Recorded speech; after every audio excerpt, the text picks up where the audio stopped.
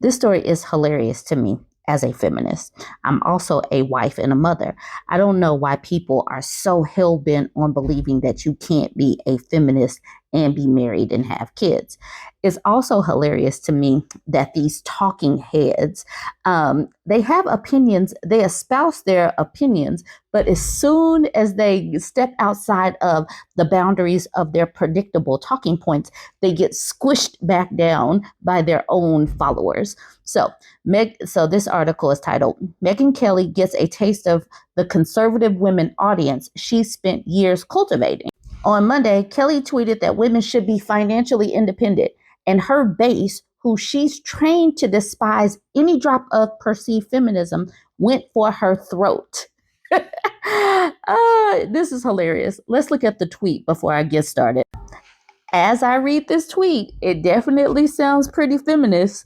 She says, ladies, it is possible to make your own money, have your own career, pay for your own swanky New York City apartment, etc., and find a man who loves you, wants to have and raise kids with you, and wants to be with you, and only you. The only thing stopping you, your decision to settle for less. Now, I don't know who she thought she was talking to, but she chose the wrong one. She was not reading the room. This person, Jenna, at the bottom says, not wanting to be a boss babe is not settling for less. My kids were raised by me, not a nanny or daycare. It's okay to find a man who wants to provide for his family. And I do want to say that you can be a feminist and, be a stay-at-home mom.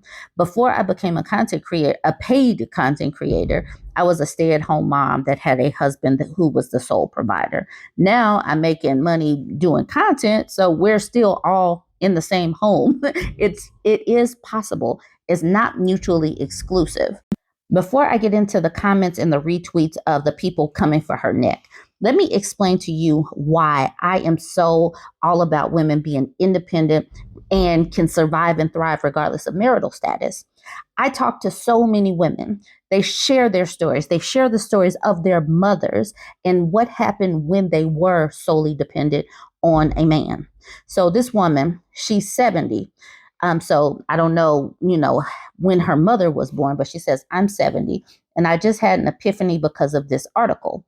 While my mom was happy to make me girly girl clothes, she was a good seamstress. She never pushed me to be focused on marriage and men. I was on the tomboy side, two older brothers, no sisters, and that tendency followed me into both military service and a job in a traditionally male field. She wasn't happily married. Listen to this part. She wasn't happily married. After the wedding day, on day one of her honeymoon, my father basically told her, I no longer need to be nice and act like a gentleman because I own you now. That's one of the reasons why I do what I do, because these people can drop their mask. And if you are financially dependent on them, then you are stuck. This man said that he owned her. He called her stupid, but she found errors in his calculus homework. So that turned into him forcing her to help him study for his college courses. By not indoctrinating her own daughter, she was helping to break the cycle of being trapped into bad marriages. She did eventually get the divorce she wanted, but by then I had seen that this is not what I wanted out of my life. This cycle of don't put all your eggs into the marriage basket began with the women of the post-World War II generation. They had held traditionally male jobs because all the men were in the military. It started slow and small, but it is now built up to being an avalanche. So that was important for me to read. And this comment from Harmless Comment said, my 75-year-old mother was a trad wife. She divorced in her 60s and now lives with me. My sister is a 50-year-old trad wife living with an alcoholic with no way out. Both my mother and sister put men first before anything else in their lives. My sister gave up a nursing career in her 20s to become a trad wife. I am a cat lady because I watched what my mom and sister went through. Put yourself first and make sure to secure your own future. No man is going to love you unconditionally like a parent. And I keep saying, you can be married and still be able to have a plan B, C, D, E, F, G, L, M, N, O, P, because you never know.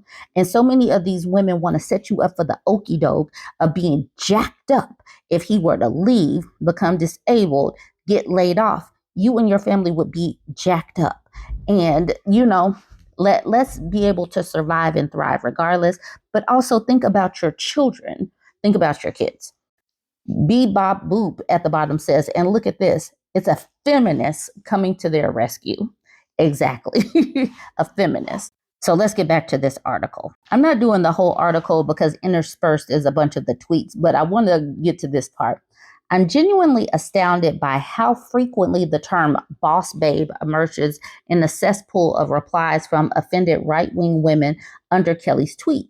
They're ostensibly mocking feminist women, but I don't know a single person who uses that phrase except the conservative women yelling at Kelly who are wearing skinny jeans in 2025 and filling in their eyebrows with Sharpie markers. Okay. In either case, the insinuation here, I presume, is that being a woman and not wanting to be homeless in the absence of a husband is embarrassing, and we should all point and laugh. And that's the thing. I don't know women using the term boss babe either. It's always people that are just trying to snap on women that can stand on their own regardless. Like, why is this a bad thing for a woman to be able to survive and thrive? None of us are calling us that. We are not calling ourselves that. That's all somebody else's projection on us. It is not bad to be able to stand on your own and do adult things, regardless of if you are married or not. I'm going to get into the comments, but let's come back to the tweet real quick. She says, ladies, it's possible to make your own money, have your own career, pay for your own swanky New York City apartment, and find a man who loves you, wants to have and raise kids with you, and wants to be with you and only you. The only thing stopping you, your decision to settle for less. Now let's look at some of the comments. So this is actually a retweet. Golden Tard Wife says, ladies, is actually not.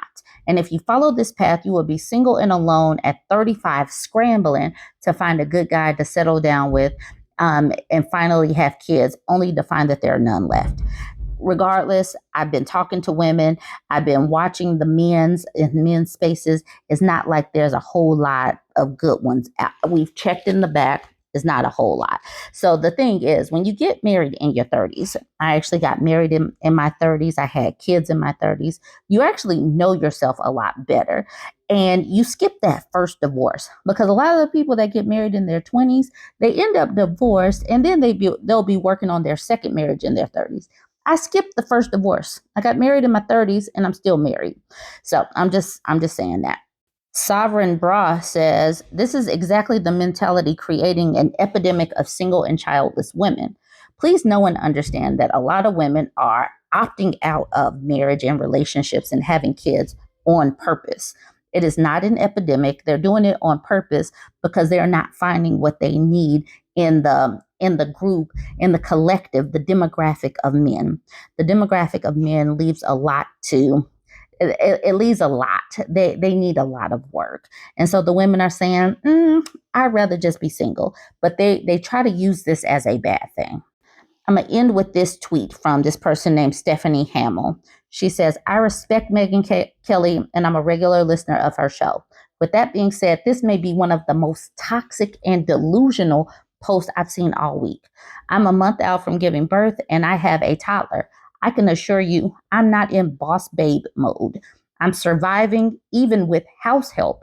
Just guessing this tweet was in response to the Ashley St. Clair Elon baby drama. All babies are blessings. It's better to have babies with your husband and someone exclusively devoted to you. It would be interesting to know more about Megyn's childcare support system, especially when her kids were babies. Did her family help? How many hours a day does she have a nanny or daycare? How much house help? I remember Megyn admitting she doesn't cook during the Thanksgiving show episode. So what do they eat? Does her husband cook? Do they eat takeout frequently? Private chef, etc. This type of post puts very unrealistic pressure on most mothers. It's wild that she called this toxic and delusional. And I want women to know and understand that it is perfectly fine to be able to stand up and survive and thrive, regardless of if you're married or not. And you don't have to be in boss babe mode. That's just something that these conservatives, these patriarchy pick-me's parrot for whatever reason. Anyways, y'all just needed to see that. Join the conversation. Don't forget to like, comment, and share.